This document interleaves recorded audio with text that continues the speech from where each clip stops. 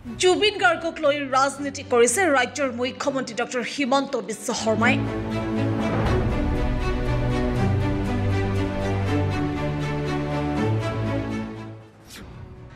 জুবিনৰ জন্মদিনৰ দিনটোত ৰাজনীতি কৰিবলৈ লণ্ডনৰ পৰা ঘূৰি আহিছিল হিমন্ত বিশ্ব শৰ্মা।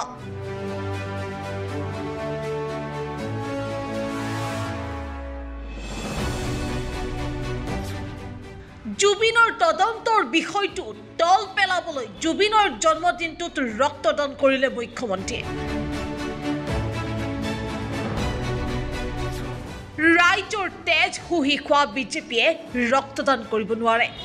যি মানুহে লাখ লাখ মানুহৰ তেজ শুহি খাইছে, যি বিজেপি দলে লাখ লাখ মানুহৰ তেজ শুহি খাইছে, তেনেকুৱা মন্ত্ৰী MLA কেইজন মানে ব্লাড ডোনেশ্যন দি তেজ দি কেতিয়াও জুবিন গাৰ্গৰ প্ৰকৃত স্মৰণ কৰিব নোৱাৰে। পলিটিক্স নকৰিবা বন্ধু গানটো জুবিন গাৰ্গে হিমন্ত বিশ্ব শৰ্মা আৰু সৰ্বানন্দ সোণোৱালক লৈ লিখিছিল। জুবিন গাৰ্গে পলিটিক্স নকৰিবা বন্ধু নামৰ গানটো আপোনাৰ আৰু সৰ্বানন্দ সোণোৱালৰ কাৰণে লিখিছিলে। জুবিন গাৰ্গ মৃত্যু হোৱা অনুষ্ঠানৰ বাবে অসম চৰকাৰে দিছিল পইচা। আপোনালোকৰ কেন্দ্ৰীয় চৰকাৰ, আপোনালোকৰ ৰাজ্য চৰকাৰে জুবিন গাৰ্গৰ মৃত্যু হোৱা অনুষ্ঠানৰ কাৰণে পইচা দিছিলে, সহযোগিতা কৰিছিলে। তাৰ তথ্য প্ৰমাণ ইতিমধ্যে প্ৰমাণিত হৈ গৈছে। জুবিনৰ মৃত্যুৰ পাছতো মুখ্যমন্ত্ৰী হিমন্ত বিশ্ব শৰ্মাৰ পত্নীয়ে ছিংগাপুৰত চলাই আছিল ফেশ্বন শ্ব'। আপোনাৰ পত্নীয়ে জুবিন গাৰ্গৰ অনুষ্ঠানত নৰ্থ ইষ্ট ফেষ্টিভেলত গৈ আপোনাৰ পত্নীয়ে তাতে আপোনাৰ ফেশ্বন শ্ব'ত অংশগ্ৰহণ কৰা বুলি, ফেশ্বন শ্ব'টো চলোৱা বুলি অভিযোগ উত্থাপন কৰি আছে। আৰু আপোনাৰ পত্নীয়ে জুবিনদাৰ মৃত্যুৰ পাছতো তাতে নৰ্থ ইষ্ট ফেষ্টিভেলত ফেশ্বন শ্ব' চলাই আছিলে বুলি অভিযোগ উঠিছে। কিয় মুখ্যমন্ত্ৰীয়ে পত্নীক আনিব নোৱাৰিলে তদন্তৰ আওতালৈ?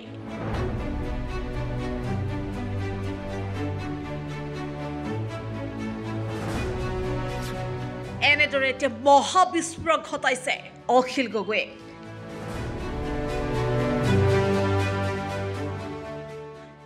জুবিন গাৰ্গৰ মৃত্যুৰ তদন্তক লৈ এতিয়া ৰাজ্যৰ মুখ্যমন্ত্ৰী ডক্টৰ হিমন্ত বিশ্ব শৰ্মাক তুলাধুনা দিছে শিৱসাগৰৰ বিধায়ক অখিল গগৈয়ে।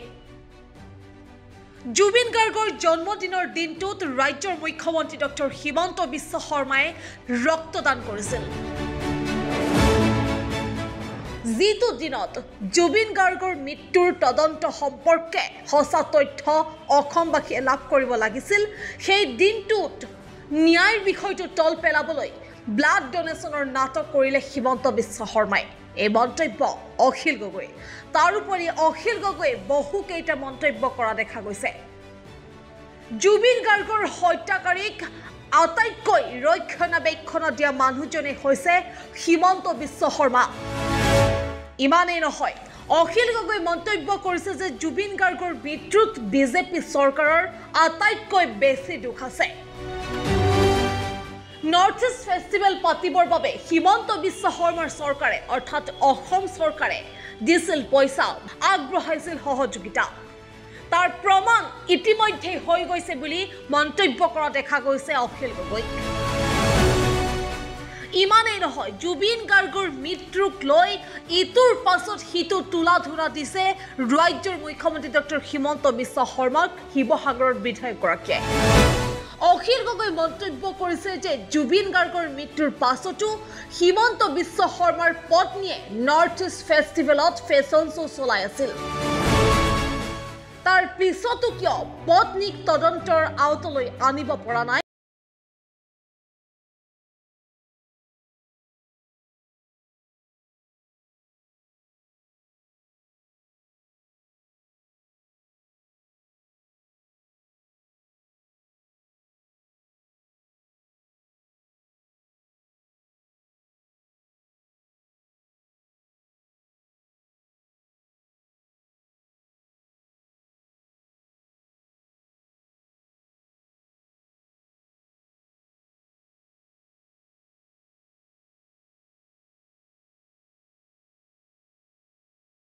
জন্ম সময়ত ৰাতি 12 বজাৰ পাছত মই আছিলোঁ ফ্লাইটত, দিল্লীৰ পৰা বম্বে অভিমুখী ফ্লাইটত।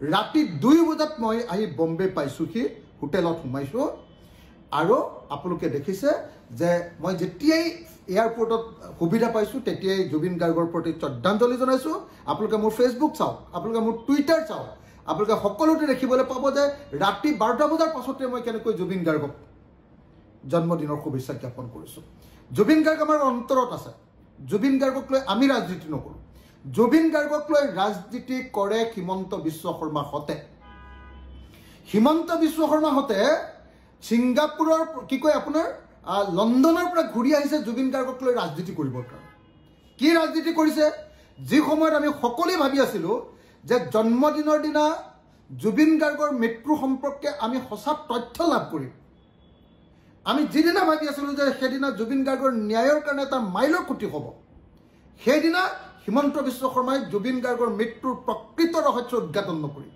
আৰু প্ৰকৃত তদন্তৰ ব্যৱস্থা নকৰি জুবিন গাৰ্গক ন্যায় প্ৰদান নকৰি সেইদিনা ন্যায়ৰ বিষয়টো তল পেলাবৰ কাৰণে তেখেতে তেজ দিয়াৰ তেখেতে ব্লাড ডোনেশ্যনৰ নাটক কৰিছে যি মানুহে লাখ লাখ মানুহৰ তেজ শুহি খাইছে যি বিজেপি দলে লাখ লাখ মানুহৰ তেজ শুহি খাইছে তেনেকুৱা মন্ত্ৰী MLA কেইজন মানে ব্লাড ডোনেশ্যন দি তেজ দি কেতিয়াও জুবিন গাৰ্গৰ প্ৰকৃত স্মৰণ কৰিব নোৱাৰে